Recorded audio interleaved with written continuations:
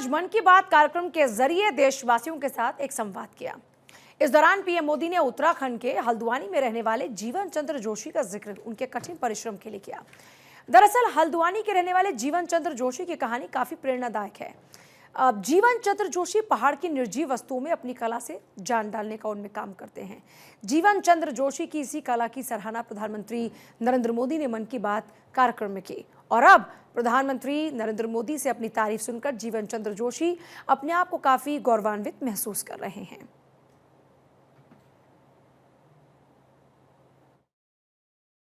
प्रधानमंत्री उतने बड़े मंच से मेरी तारीफ करें, उन तक मेरी बात मेरा काम पहुंचा और उन्होंने मेरी तारीफ करी, ये मेरा सौभाग्य है और आगे भी प्रयास करूंगा कि एक अच्छा काम उनकी नज़र में ला सकूं। करीब 30-35 साल से इस काम को कर रहा हूं और आगे भी कर रहा हूं। सांस्कृतिक मंत्रालय भारत सरकार द्वारा सीनियर फेलोशिप मेरे को मिल चुकी है और अब मेरा प्रयास ये है कि मैं एक ट्रेनिंग सेंटर खोल करके कुछ लोगों को इसकी ट्रेनिंग दे करके स्वरोजगार के लिए इनको जोड़ूं। तो देखिए, पीएम मोदी ने जिन जीवन चंद्र की कला की सराहना की है, उनका नाम भी जीवन है और वो इसी तरीके से जीवंत कर देते हैं इन वस्तुओं को। उनकी कला ने नई पहचान दिलाई उनको, उनके परिवार को। और ऐसे में जीवन चंद्र जोशी की इस उपलब्धि पर पूर्व केंद्रीय मंत्री और नैनीताल से बीजेपी के सांसद अजय भट्ट ने भी उनको बधाई दी। मौके पर पहुंचकर अजय भट्ट ने यह भरोसा भी दिलाया कि जीवन चंद्र जोशी की जो भी समस्या है उसे सरकार की तरफ से दूर करने की कोशिश की जाएगी। दरअसल जीवन चंद्र जोशी ने अपनी शारीरिक असमर्थता को कभी अपनी ताकत पर हावी नहीं होने दिया और आज वो एक ऐसी कला में माहिर हैं जिसे न सिर्फ देश बल्कि विदेशों में भी सराहा जा रहा है। जीवन चंद्र जोशी भारत के वो पहले व्यक्ति हैं जिन्हें चीड़ की पेड़ की सूखी छाल पर काम करने के लिए भारत सरकार के संस्कृति मंत्रालय से सीनियर फेलोशिप से नवाजा जा चुका है। ये उपलब्धि न सिर्फ उनकी कला को मान्यता देती है बल्कि एक मिसाल भी कायम करती है। 2.5 साल की उम्र से जो पोलियो ग्रस्त हों, चल फिर नहीं सकते हों, माता पिता सोचते थे जीवन कैसे निकलेगा, लेकिन जोशी जी ने हिम्मत नहीं हारी। जैसे जैसे ऊपर आते गए, जीवन आगे बढ़ता गया, तो आपने संकल्प लिया कि मैं अपने पैरों पर खड़ा होऊंगा। और आज मोदी जी ने जो प्रेरणा दी है देश को, यही है कि अपने पैरों पर हम हर क्षेत्र में खड़े होंगे। बेरोजगारों के लिए भी एक बहुत बड़ा आदर्श प्रस्तुत कर दिया है कि शरीर काम नहीं करता है, नीचे का हाथ भी बड़ी तकलीफ देते हैं, उसके बावजूद उन्होंने जो चीड़ का बगट होता है, उसको यहाँ की लोकल लैंग्वेज में चीड़ का बगट, ये उस पर ये शेप दे दिया। तो मौसम भले ही कितनी भी चुनौती पेश कर रहा हो, लेकिन चारधाम यात्रा में श्रद्धालुओं का उत्साह कम नहीं हुआ। चारधाम यात्रा को लेकर लगातार श्रद्धालुओं की संख्या में बढ़ोतरी दर्ज हो रही है। मौसम की चुनौतियों के बावजूद गंगोत्री यमुनोत्री धाम में श्रद्धालुओं के आने का सिलसिला लगातार जारी है। गंगोत्री यमुनोत्री तीर्थधाम सहित उत्तरकाशी जिले के सभी हिस्सों में बारिश का दौर जारी है। इसके बावजूद भी देश दुनिया भर से चारधाम यात्रा के लिए श्रद्धालुओं के आने का सिलसिला जारी है।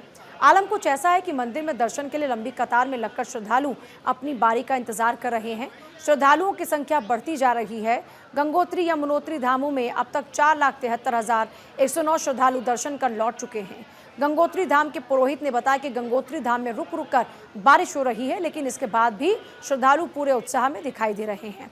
चारधाम यात्रा पर आए श्रद्धालुओं का पूरा ख्याल रखा जा रहा है। मंदिर समिति की ओर से सुबह शाम गर्म चाय की व्यवस्था कराई जा रही है और चारधाम यात्रा में लगे पुलिस के जवान भी अपनी जिम्मेदारी को बखूबी निभा रहे हैं।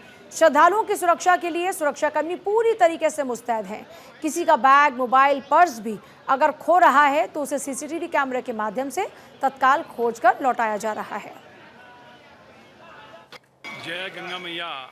आज यहाँ पर बरसात का मौसम बना हुआ है, काफ़ी तेज़ यहाँ पर बारिश हो रही है। फिर भी इस बारिश में श्रद्धालुओं में बहुत उत्साह है और बहुत उत्साह के साथ माँ गंगा के दर्शन में लोग लाइनों में लगे, घंटों से लाइन में लगे हैं और तमाम उनके लिए यहाँ पर टीन शेड की भी व्यवस्था की गई है ताकि यात्रियों को जो बरसात से जो है सुरक्षा मिले। और तमाम दर्शक जो है माँ भगवती गंगे के दर्शन और पूजा पाठ करवा रहे हैं। जय माँ गंगे, हर हर गंगे। और वहीं चमोली में श्री हेमकुंड साहिब गुरुद्वारे के कपाट भी खोले गए हैं। इस मौके पर गढ़वाल स्काउट्स के बैंड और पंजाब से आए 2 बैंड्स ने शोभा यात्रा के आगे चलकर संगीतमय पेशकश दी। वहीं ग्रंथी मिलाप सिंह जी ने श्री गुरु ग्रंथ साहिब को अपने सिर पर धारण कर शीतकालीन निवास से गुरुद्वारे तक का मार्ग तय किया। इस दौरान सेना के जवानों ने शोभा यात्रा का संचालन किया और अनुशासन बनाए रखा। इस मौके पर अपार उत्साह और भावनाओं का समावेश देखने को मिला।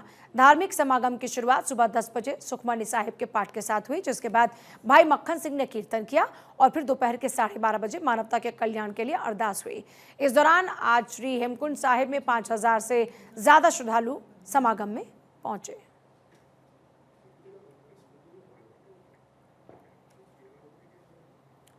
और वहीं देहरादून का संभागीय परिवहन कार्यालय अब चिल्ड्रन ट्रैफिक पार्क के जरिए एक जन जागरूकता अभियान चलाने जा रहा है। अभियान में नाबालिग बच्चों को ट्रैफिक के नियम सिखाए जाएंगे। इसके लिए उन शहरों में पार्क का निर्माण किया जा रहा है जिनमें एक्सीडेंटल रेट ज्यादा है, जिसमें देहरादून भी शामिल है। आरटीओ प्रवर्तन अनीता चमोला ने बताया कि हरिद्वार, हल्द्वानी और रुद्रपुर में इस कार्य योजना पर तेज गति से काम चल रहा है। देहरादून के सहस्त्रधारा हेलीपैड के निकट सिटी पार्क में चिल्ड्रन पार्क का निर्माण किया जा रहा है, जिसमें बच्चों को ट्रैफिक के गुर सिखाए जाएंगे। देहरादून में चिल्ड्रन पार्क का निर्माण सितंबर तक पूरा होगा और अक्टूबर से इस अभियान की शुरुआत होगी। चिल्ड्रन पार्क में 5 से 14 साल के बच्चों को जागरूक किया जाएगा, जिसके तहत एक समय में 200 बच्चों में जागरूकता फैलाई जा सके। इसके साथ ही बच्चों को ऑडियो विजुअल शॉर्ट फिल्म भी दिखाई जाएगी ताकि गाड़ी में चढ़ते और उतरते समय या बैठते समय किन बातों का ध्यान रखना है।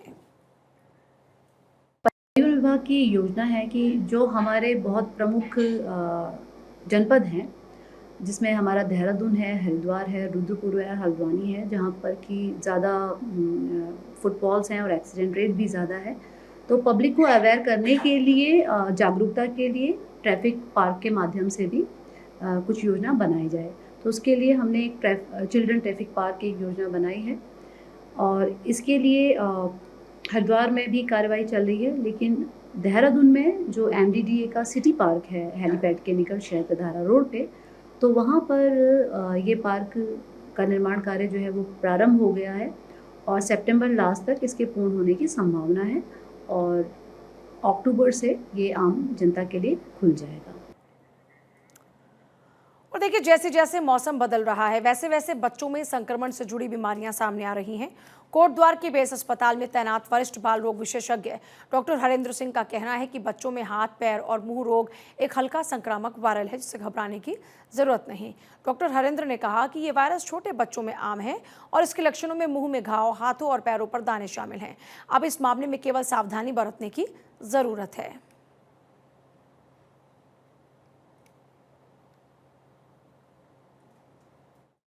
पीछे चला था एक जिसको कहते हैं हैंड फुट माउथ डिजीज करके, तो इसमें थोड़ा सा दाने वगैरह आने लगते हैं शरीर में, बच्चों के ये हाथों में, पैरों में और मुंह में दाने वगैरह छाले आते हैं। तो इसके लिए ज़्यादा कुछ करने नहीं होता, सेल्फ लिमिटिंग होता है। बस ध्यान देने की ज़रूरत है कि बच्चों को साफ सफाई का ध्यान रखें और सैनिटाइज़र वगैरह इस्तेमाल करते रहें।